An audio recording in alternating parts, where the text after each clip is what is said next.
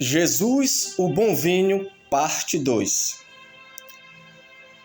No vídeo anterior, eu disse que iria provar que José, quando estava no Egito, ele usava uma taça de prata, a qual, todas as vezes quando ele ia interpretar os sonhos, as visões, as catástrofes, ele usava essa taça, regada a vinho ou a bebida forte, e ele começava a interpretar os presságios, os acontecimentos ou tragédias que viriam a acontecer. Não somente tragédias, como coisas boas também. E esses presságios e as interpretações dos mesmos, neste exato momento, José, ele, para buscar inspiração divina, ele tomava um cálice de vinho, mas não um cálice para se embriagar, mas única e exclusivamente para relaxar a sua mente, para expandir a sua consciência. Porque eu falei no vídeo anterior que o vinho tinha uma simbologia mística e ainda tem hoje um símbolo de místico sobre ele. No Egito Antigo, os místicos, em especial os sacerdotes, os sábios, eles sabiam da importância do vinho. O vinho, ele era o néctar dos deuses, onde Osíris, o deus da agricultura, que ensinou a fazer o vinho, e também considerado o deus dos mortos, ele foi quem ensinou aos homens o potencial do vinho, a mística que havia sobre o vinho, onde o vinho simbolizava fertilidade, simbolizava vida, simbolizava imortalidade. Era também uma bebida oferecida aos deuses.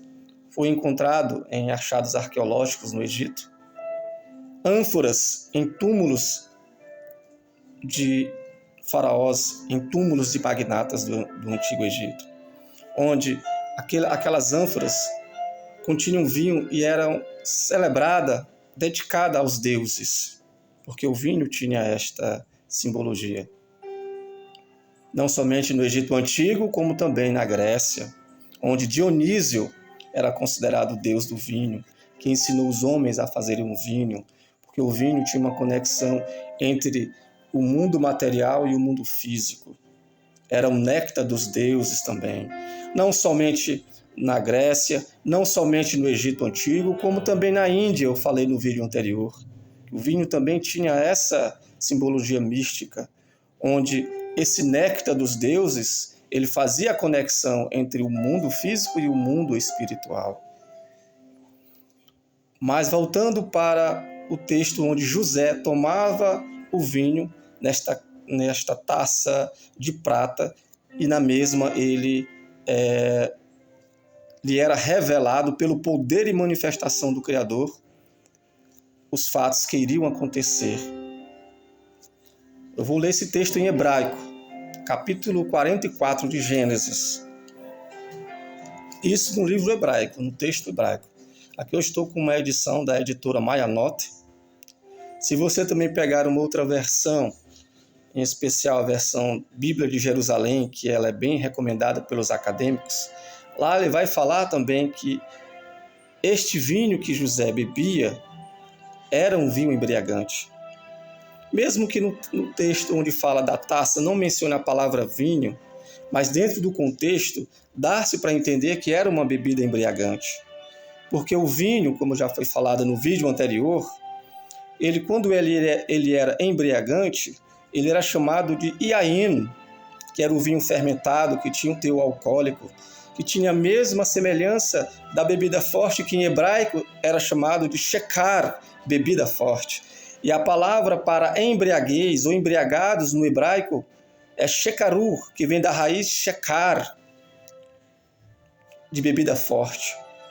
Então, eu vou provar para você que José, ao tomar a taça e o cálice de vinho, neste momento, ele se sentia inspirado por Deus para interpretar as visões, para interpretar os sonhos. Gênesis capítulo 44. Na versão hebraica. Se você pegar isso na versão em português, você não vai encontrar dessa mesma forma. Gênesis capítulo 44, versículo 5. Vou ler aqui para você. E esta é a taça a qual meu senhor bebe, e ele a usa para presságio.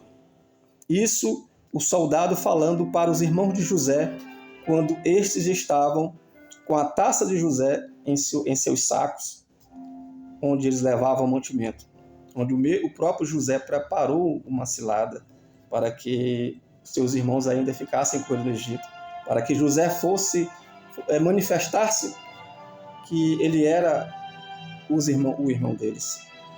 E que Deus, pela sua presciência, pela sua providência, preparou aquele momento onde José iria, entre aspas, libertar toda a terra de então da fome e da sede, em especial a terra de Canaã, onde seus pais e seus irmãos moravam.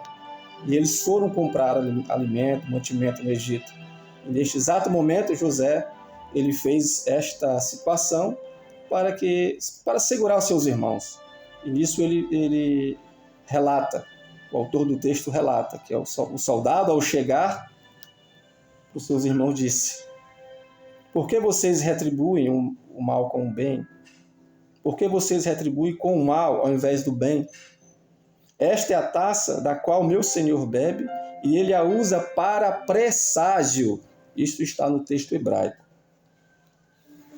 E presságio aqui, alguns intérpretes podem até alegar que dentro desse contexto, essa taça para presságio nessa versão não era no sentido que havia uma bebida alcoólica dentro da taça e que José a consumia e assim ele ficava inspirado para ser-lhe revelado as catástrofes. De acordo com uma tradição, esse tipo de presságio era feito da seguinte forma: pegava-se uma taça, onde colocava água nesta taça, e o barulho que fazia nela, e o movimento que fazia nela, transformava-se em uma determinada figura também. E nessa situação, eles imaginavam que algo poderia vir a acontecer. E também colocava-se óleo dentro desta taça, e ela também transformava-se em uma determinada figura. Então, são nessas duas circunstâncias em que alguém pode interpretar esse texto para dizer que José ele não era adivinho, para dizer que José ele não usava desses subterfúgios de supostas feitiçarias ou agouros para interpretar as visões celestiais, para interpretar as catástrofes que poderiam advir sobre o mundo. Mas, na realidade, José, o meio que ele usava para interpretar os sonhos era a manifestação poderosa de Deus sobre ele, porque não era ele quem provocava esse tipo de situação, de revelação. Ele não tinha poder de nada. Era o próprio Deus quem lhe dava essa incumbência, quem lhe dava essa autorização, quem abria os seus olhos espirituais. Ele mesmo disse isso em certo momento para o faraó, que era o poder de Deus quem fazia com que ele interpretava os sonhos, que fazia com que ele interpretasse as visões. Mas neste momento o texto em hebraico diz claramente que a taça a qual o meu Senhor bebe e adivinha com ela, em outra versão fala em adivinhar, mas aí faz presságio com ela. Existem as histórias das bruxas, né? Em que as bruxas elas tinham seus caldeirões e lá tinham suas porções e de lá elas conseguiam enxergar o futuro, conseguiam enxergar as coisas que iriam acontecer. Mas não foi de maneira pagã, não foi usando de bruxaria que José interpretava os sonhos. Era único e exclusivamente tomando o vinho, e o vinho abria a sua consciência, abria os seus olhos espirituais, e ele sabia disso. E neste exato momento, ele, para relaxar, para aquietar-se, a sua consciência expandia, os seus olhos espirituais eram abertos e assim as coisas eram descobertas. Os presságios eram-lhes revelados. Eu vou ler uma outra passagem para dar uma ênfase que, de fato, José bebia vinho. Foi na mesma situação em que, quando ele quis segurar os seus irmãos, que eles ficassem um pouco mais com ele promoveu um banquete. E neste banquete, ele foi regado com muita comida e muita bebida, ao ponto dele, José, e os seus irmãos, Benjamim também estava no meio, que era o caçula, onde o mesmo recebeu porção dobrada e que sentou-se ao lado de José na mesa. Benjamim, José e os demais irmãos, todos eles embriagaram-se, diz o texto em hebraico. Eu vou mostrar para você esse texto. Está em Gênesis 43, versículo 34. Repetindo, estou lendo a versão em hebraico. Esse contexto foi um contexto em hebraico. As escrituras foram escritas em hebraico, não no idioma alemão, inglês, português, latim, francês, mas sim em hebraico e aramaico. A cultura a qual José vivia na época era a cultura hebraica. E dentro dessa passagem em hebraico, disse assim o texto, onde ele se embriagou juntamente com seus irmãos, principalmente Benjamim, o caçula, o qual recebeu porção dobrada. Vou ler Gênesis capítulo 43, versículo 34. Na última parte diz o seguinte, eu vou ler em hebraico, depois eu vou pegar aqui a tradução. Kulan Hamesh Iadot Veiteru Vaishetu Vaishekeru Imó. Vaishekeru Imó. Repetindo, Vaishekeru Imó. Eles beberam e se embriagaram junto com ele. Esta expressão embriagaram, em hebraico está assim, Vaishekeru. Vaishekeru ou Ishekeru, que vem de shecar. Lembre-se, shecar era a bebida forte. E quem se aproximava de shecar, quem bebia shecar, embriagava-se. Vou ler o texto em hebraico novamente. Kulan Hamesh Iadot Vaishetu Vaishekeru Imor. E eles beberam e se embriagaram junto com ele. Ishekeru vem de shecar, bebida forte. Embriagaram-se, Vaishekeru. Então, José tinha um hábito de beber vinho. Os judeus tinham um hábito de beber vinho. E era vinho embriagante. Qual o problema nisso? Só que era em um contexto de celebração. Como eu disse no texto, no vídeo anterior. Não para fazerem baderna, não para matarem, não para roubarem, mas para celebrar a vida, celebrar o eterno, confraternizarem-se. Este era o sentido do vinho. Não como hoje, infelizmente. Uma outra passagem em que os judeus tinham um hábito, ainda hoje também tem este hábito de beberem vinho nas suas celebrações, em especial em festa de casamento, na celebração onde eles comemoram o dia da outorga da Torá, que é no mês de Sivan, que é no dia 6 de Sivan, no dia da outorga da Torá. Eu vou falar um pouco sobre o número 6, que tem uma mística por trás, que tem uma grande simbologia dentro do judaísmo, em especial dentro do contexto bíblico.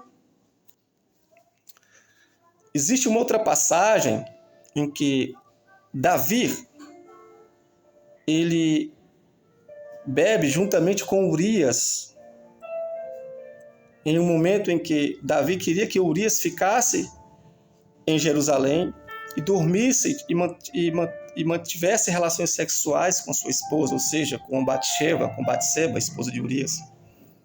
Porque Davi fez toda aquela atrocidade. Adulterou, deitou-se com Batseba e ela engravidou. E ele, para não ser descoberto o adultério de Davi, ele maquinou essa infeliz tragédia ao ponto de Urias ser assassinado, ser morto injustamente. Existe uma situação em que, lá no livro de Juízes, capítulo 11, eu vou ler para você, onde Davi embebeda Urias. Vou ler para você aqui. Ele embebeda Urias no capítulo 11 do livro de 2 Samuel. Eu vou pegar aqui essa versão hebraica também, que ela é da editora Sefer. As edições que eu estou pegando aqui da Bíblia, estou pegando da editora Sefer, que é uma editora hebraica, e também da editora Mayanot, que é também uma editora hebraica. Lembrando, a Bíblia, em especial, o Antigo Testamento foi escrito nos originais hebraicos e aramaicos. Se nós quisermos realmente aprender as Escrituras Sagradas, nós temos essa obrigação, esta missão de entendermos o contexto original. E o contexto original da Bíblia, principalmente o Antigo Testamento, hebraico e aramaico, a língua dos profetas, a língua dos patriarcas e a língua do Messias, Yeshua, na minha concepção. Yeshua, Messias. Para muitos, ainda o Messias não veio. Mas para mim e milhões e milhares, Yeshua, o Jesus de Nazaré, é o Mashiach que já veio e irá retornar em breve. Vamos aqui. Samuel capítulo 2, segundo livro de Samuel capítulo 2, capítulo 11, onde diz assim, versículo 13, e Davi o convidou para comer e beber na sua presença e o embebedou, mas à tarde saiu para deitar-se na sua cama. Ou seja, Davi embebedou Urias, e após Urias embriagar-se, de acordo com o texto hebraico, Juízes, segundo o livro de Samuel, capítulo 11, versículo 13, após Urias ser embebedado por Davi, ele foi deitar-se com a sua esposa, Batsheba, ou seja, com a esposa de Urias. Só que nada aconteceu ao ponto de a gravidez de Batsheba futuramente ser revelada pelo profeta Natan, onde a mesma estava grávida de Davi, o homem segundo o coração de Deus, que cometeu essa grande atrocidade em sua vida. Mas voltando para cá, Urias, de acordo com o texto, para eu não me delongar, do capítulo 11 de 2 Samuel, o texto é bem enfático em relatar que Urias era um homem fiel a Deus, fiel às batalhas do Criador e fiel a Davi, o seu Senhor, ao ponto de ele não ter a vontade de deitar-se com sua esposa. Ele já estava há muito tempo fora de casa e ele precisava, diz uma história, não é uma história, isso é uma realidade. Todo ser humano tem algumas necessidades básicas. Dentre as principais é a de comer, a de beber e a de ter relações sexuais. Essa é uma necessidade básica também do homem. E o fato de Urias já estar muitos dias fora da terra de Israel, fora da capital Jerusalém, estava nos arraiais, lutando, batalhando contra os inimigos de Deus, que eram os filisteus, os povos vizinhos da época. Ele absteve-se dessa necessidade que faz parte da natureza humana, única e exclusivamente porque ele estava preocupado com seus irmãos que estavam na guerra e também estava preocupado em defender a honra do Eterno, estava preocupado em defender a honra do rei Davi, porque o rei Davi era um rei vitorioso, porque ele servia e serve o Deus Todo-Poderoso, Yehová Tsevaot, ou Adonai Tsevaot, o Senhor dos Exércitos, o qual nunca perdeu, não perde, nunca perderá uma batalha. Então Urias, por encargo de consciência, não quis deitar-se com a sua esposa, porque ele era fiel a Deus e fiel a Davi, um homem honrado. Mas diz o texto bíblico que ele bebia vinho, ao ponto de embriagar-se. Era normal isso. Ele não era um beberrão, foi uma ocasião. Existe uma diferença entre um beberrão e o fato de você embriagar-se por uma eventualidade. Exemplo, caso você for convidado para um aniversário e lá você bebe, é lhe oferecido bebida e você, caso você beba, e você bebe, você passou da conta e embriagou-se, mas você não tem esse hábito. Passaram-se alguns meses após esse momento em que você se embriaga e de repente você bebeu novamente, talvez não se embriagou, mas caso tenha se embriagado, isso não é motivo para dizer que você é um beberrão, que você é um viciado. Foi uma ocasião. Um beberrão, ou um viciado em vinho ou bebida forte, é uma pessoa que bebe de manhã, de tarde, de noite, que deixa de trabalhar para beber, deixa de cumprir os seus compromissos para beber, deixa de se relacionar com os seus para beber. Enfim, é uma pessoa descontrolada, é uma pessoa que é governada pelo vinho. Isso serve não somente com relação ao vinho, mas também com relação à comida, a qualquer coisa que tome o teu tempo, que te traga prejuízo em todos os aspectos, cotidianamente. Tudo aquilo que te domina é o teu senhor.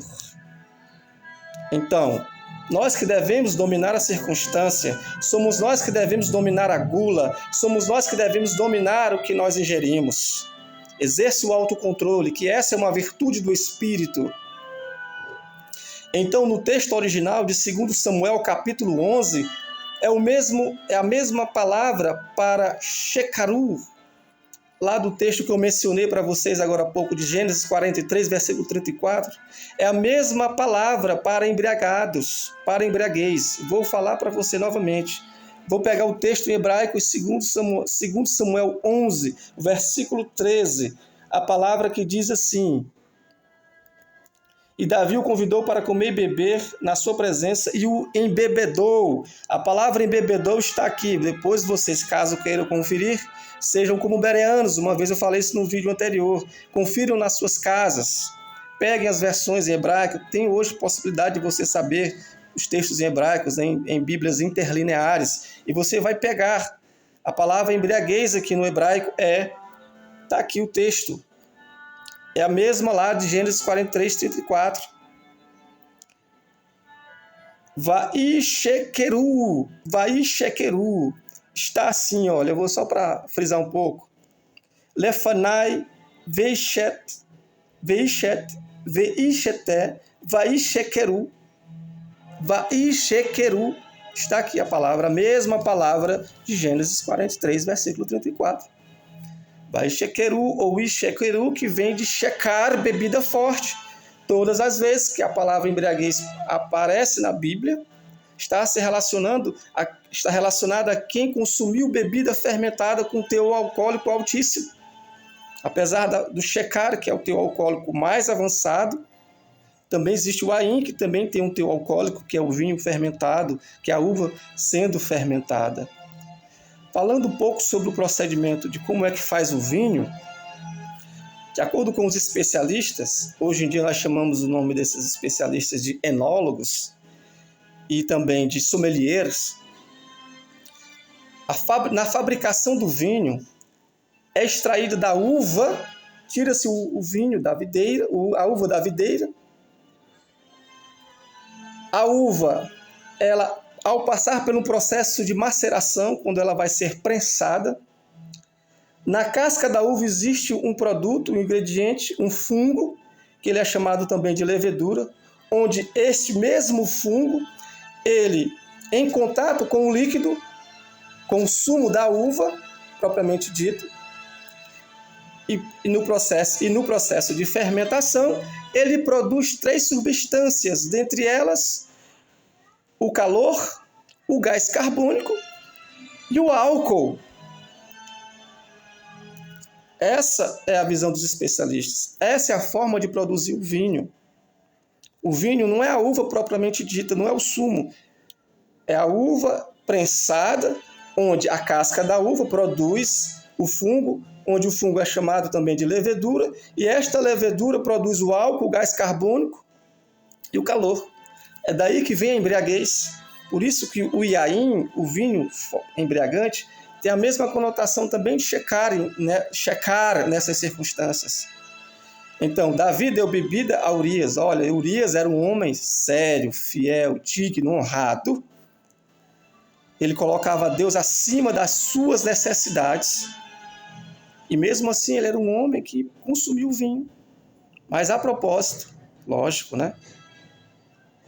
Uma outra situação que eu queria falar sobre essa segunda parte do vídeo, mas antes, não se esqueça, a primeira vez que eu peço aqui desses vídeos que eu já fiz no canal, inscreva-se no canal, dê o sinal de joinha, para que todas as vezes quando eu postar novos vídeos, você que se inscreveu no canal vai ser o primeiro a ter contato com os vídeos.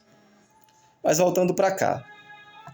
No vídeo anterior eu falei também acerca do número 6, a simbologia que o 6 tinha dentro do contexto hebraico. O 6 ele simboliza a satisfação de Deus sobre a sua criação. Ele simboliza também a interface entre a espiritualidade e a materialidade, a conexão entre o mundo físico e o mundo espiritual. Mas, acima de tudo, ele simboliza satisfação. Diz o texto em Gênesis que Deus, ao terminar no sexto dia, que diz que no sexto dia, quando Deus viu a sua obra feita, ele ficou muito satisfeito e disse que tudo o que ele fez era muito bom e se alegrou e ficou satisfeito. Satisfação também é sinônimo de alegria. Ele ficou muito alegre. Eu até vi aqui o contexto de alegria. Alegria significa, sabe o quê? Significa sentimento de contentamento, prazer de viver, júbilo, exultação e também sorriso no rosto, uma expressão de sorrir alegre do rosto. Mas o conceito melhor aqui para a alegria é a satisfação, é o contentamento. Porque nem sempre, às vezes, você demonstra estar com um sorriso alegre, você sorri, mas às vezes seu coração está triste. É igual a história do palhaço triste. Ele alegra muitos, ele sorri e faz os outros sorrirem, mas quando chega em sua casa, o choro vem ao seu encontro. Ele é uma pessoa triste, ele não é uma pessoa contente com o que faz. Mas a verdadeira alegria, ela é contentamento, ela é satisfação. Por isso, o número 6, ela tem essa mística, ela tem essa conexão. Por isso que, trazendo aqui uma relação com as talhas da festa de casamento das bodas de Caná, onde haviam 6 talhas, e dessas 6 talhas saíram o vinho, a qual Jesus transformou a água em vinho. E assim principiou o seu milagre, e a glória de Deus foi manifestada naquele exato momento. Em um momento de alegria, em um momento de satisfação, em um momento de união, em um momento de celebração. Onde a festa judaica, que era de casamento, que compunham 7 dias, era um momento de alegria, era um momento de vida, era um momento de doar-se, era um momento de satisfação. Não é à toa que havia aquelas 6 talhas ali. Nada que está escrito na Bíblia é à toa, é por acaso. Se você abrir seus olhos espirituais, você irá enxergar muitas coisas. Se você abrir o seu ayin, que é olho em hebraico, onde eu fiz a conexão com yain, vinho, que ambos simbolizam expansão de consciência.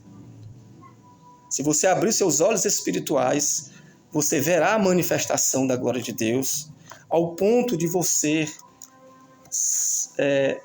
se fundamentar como Salomão em uma de suas passagens em Provérbios, onde ele diz assim: reconheça a Deus em todos os teus caminhos. quando você reconhece e vê que Deus é na sua vida, em todos os aspectos, na alegria, na tristeza, na doença, na saúde, no desemprego, na sua empresa, nas suas relações com outras pessoas, enfim, em todos os setores e todas as circunstâncias de sua vida, se você reconhecer que Deus é quem está no controle, você verá que no final há uma harmonia, há uma perfeição.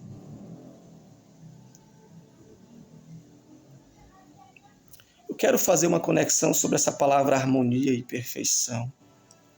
Para que nós possamos viver uma vida harmônica, nós temos que ter uma vida alegre, nós temos que ter uma vida pautada pelo equilíbrio. E uma vida pautada pelo equilíbrio, uma vida pautada pela moderação, é uma vida que produz harmonia. Por que eu estou dizendo isso? Porque a palavra harmonia, porque a palavra perfeição, ambas também são semelhantes. O equilíbrio, que também é sabedoria, ele é uma forma de expansão de consciência. Através da sua consciência expandida, você vai ver que o universo ele é equilibrado, que a manifestação da glória de Deus está em todas as partes, que a presença divina está em todas as partes. Nada que Deus fez é caos, mas é ordem, é cosmos. Sabia que a palavra cosmético vem de cosmo? E para nós nos embelezarmos, nós usamos os cosméticos para ficarmos com a aparência mais legal, para que possamos ter uma harmonia em nós ou sobre nós. Então, o universo ele é harmônico. E apenas com os nossos olhos espirituais abertos, apenas através da nossa, atingindo a iluminação divina, é que nós podemos contemplar as maravilhas do universo, as maravilhas do Criador. O primeiro Buda, chamado Siddhartha Gautama, ele descobriu a iluminação, ele atingiu a iluminação, a consciência cósmica do universo, através do equilíbrio, onde ele viu um homem, um barqueiro, ensinando um jovem a tocar. E ele disse, olha, se você acochar muito essa corda, ela pode romper. E também se você afrouxá-la muito, não vai produzir som. Para que haja som, para que haja música, para que haja dança, para que haja uma perfeição, uma harmonia, tem que haver o equilíbrio, nem acochado demais, nem frouxo demais. Tem que haver harmonia. Eis aí a iluminação. E isso, o Siddhartha Gautama, que foi considerado o primeiro Buda, ele descobriu através, no momento em que ele estava relaxado, em que ele estava quieto, momento de reflexão, onde a sua consciência expandiu-se, ele sentado em uma árvore. Só podemos atingir a iluminação, a revelação das coisas divinas, quando estivermos relaxados, quando estivermos totalmente satisfeitos, controlados. Os budistas usam a meditação para atingir essa consciência. Dentro da mística antiga eram usados esses meios, dentre eles o vinho, bebido a propósito. A sua consciência era expandida, a sua consciência era aclarada. Ele entrava num estado de meditação também, para ter conexão com a divindade. Eu vou ler para você uma passagem no livro de Sirácida, um livro que é considerado apócrifo para alguns, mas é um livro muito interessante, um livro de sabedoria. Dentre ele, existe uma passagem onde ele vai falar sobre o vinho. É muito interessante. E o vinho aqui é embriagante, viu? Repetindo. No capítulo 32, no livro de Ben Sirá, é um livro judaico, apesar de ter sido escrito em grego, mas a visão dela é judaica. Ele foi escrito, aliás, em hebraico, mas depois foi traduzido para o grego e mudou-se um pouco o sentido, mas o contexto era judaico. No capítulo 31 de Sirácida, Ben Sirá, ou chamado de Eclesiásticos para alguns, diz o seguinte acerca do vinho. Para o homem, o vinho é como a vida.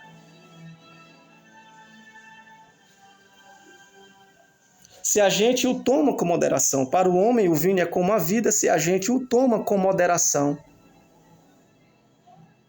Que vida leva aquele a quem falta o vinho? Por isso mesmo foi inventado nas origens para trazer alegria. O vinho traz a alegria do coração e o júbilo da alma quando bebido a propósito e na bebida certa. E na medida certa, aliás. Então o vinho tem essa conexão, tem essa força, bebido a propósito, ele tem esse potencial de expandir a tua consciência. Não estou aqui ensinando ninguém a ser viciado em vinhos, a se embriagar corriqueiramente, em hipótese alguma. Tenha responsabilidade em tudo que você for fazer. O mel também ele é um símbolo místico dentro da cultura judaica. Salomão, no livro de Provérbios, ele diz que você tem que tomar o mel na medida certa. Não coma o mel em excesso, senão você pode se enfartear e vomitar-se. Ele pode trazer náuseas para você, distúrbios para você. Mas o mel ele é o símbolo de vida, ele adoça a vida e também é um símbolo da luz dentro da mística judaica, dentro da mística cabalística. E não somente cabalística, mas de outras culturas. Ele também simboliza, o mel simboliza luz. E se a luz for em excesso, ela ofusca a tua visão. Se a luz for em excesso, também ela ofusca a tua visão. Existe uma passagem nas máximas délficas, nas 147 máximas délficas que está nas muralhas do templo de Delfos, na Grécia. Essas 147 máximas, que é chamada também de Palaiologos, que é a sabedoria dos antigos, onde o Ocidente antigo, em especial a Grécia, norteava a sua vida através dessas 147 máximas escritas pelos 7 sábios da Grécia Antiga. Lá existe uma máxima interessante, a máxima 38ª ou 38, onde diz assim: nada em excesso. Nada em excesso.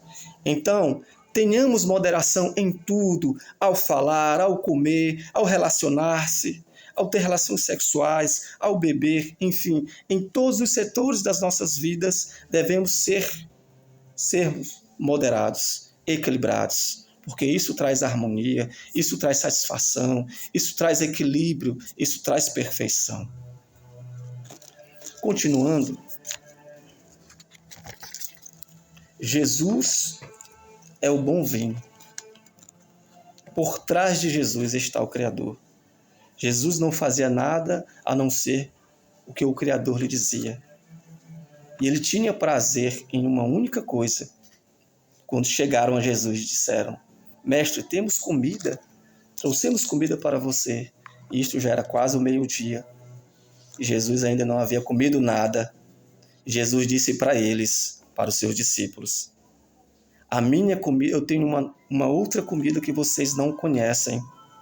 A minha comida é fazer a vontade, a minha comida, a minha bebida é fazer a vontade do meu Pai e realizar a sua obra. Tudo que Jesus fazia era para agradar a Deus, era para fazer a vontade de Deus, era para manifestar a glória de Deus. Reconheça Deus em todos os teus caminhos. Mesmo que aparentemente tudo possa estar adverso para você, tudo pode estar contrário para você, saiba que por trás há uma harmonia, por trás há uma providência divina, que no final você há de reconhecer, você há de enxergar também. Mas se você abrir os seus olhos espirituais, se você manter uma mente, um coração satisfeito, confiante em Deus, que satisfação também simboliza confiança, fidelidade restrita no Criador, quando nós cremos, quando nós confiamos inabalavelmente no Eterno, nós vivemos uma vida satisfatória, mesmo que aparentemente ela venha a parecer contraditória. Então, tome o bom vinho, alegre-se em Deus, e a alegria de Deus, humanamente falando, de acordo com as Escrituras, é Yeshua HaMashiach, Jesus o Messias, Jesus de Nazaré, o qual Deus, pelo seu infinito poder, o ressuscitou dos mortos, e que ele há de vir encontrar-se, trazer harmonia à terra, onde o seu governo será eterno. E para encerrar, no contexto da noiva, quando eles iam, o casamento ele era feito de algumas partes, dentre elas o noivado, que durava 1 ano, e depois a consumação do casamento, onde mantinham-se as relações sexuais, e assim se concretizava de vez. Mas no momento da festa do casamento, no momento em que houvesse a festa do casamento, antes de haver a festa do casamento, a noiva ia ao encontro do seu noivo. Ela saía da casa dos seus pais, ia ao encontro do noivo na casa do noivo, e no caminho ambos se encontravam. Nesse interim, a noiva juntamente com as suas amigas e o noivo juntamente com o seu amigo vinham ao encontro de um do outro. Nesse momento, ao encontrarem-se, a noiva tirava o véu, o noivo tirava o véu do rosto da noiva e colocava sobre os seus ombros. E diz o texto, diz o contexto onde é passado isso. Quando o noivo colocava o véu sobre os seus ombros, tirava da noiva e colocava sobre os seus ombros, dizia-se o seguinte: o reino estará sobre os seus ombros. O meu reino estará agora sobre os seus ombros. Nesse contexto também, acontecia que às vezes o noivo demorava ao encontrar-se com a noiva. E nisso, por ser escuro, os amigos do noivo e os amigos da noiva levavam lamparinas a óleo e a azeite. E acontecia que aqueles que levavam azeite o suficiente, caso o noivo viesse a demorar, eles não iriam perder o encontro da noiva com o noivo. Eles não iriam deixar de participar do governo eterno do noivo. E mesmo que o noivo viesse a demorar, quero enfatizar isso, mesmo que o noivo viesse a demorar, mesmo que ele está demorando, já se passaram mais de 2000 anos praticamente. Não deixe de esperar, não deixe de confiar que ele virá de fato. Não deixe de confiar. O azeite aí, o óleo, é a sua fé, é a sua confiança. E Deus irá ter prazer em você, como ele diz no profeta Abacuque, e Hebreus o repete: o meu justo viverá da fé, e ele não recuará. Se ele não recuará, a minha alma terá prazer nele, diz o Eterno, de acordo com o texto. Mas se ele recuar, se ele parar de confiar, se ele desistir, a minha alma não terá prazer nele. Nós não iremos celebrar as bodas. Alegre-se no Senhor. A alegria do Senhor é a tua força. Yeshua HaMashiach é o bom vinho de Deus para alegrar a sua vida.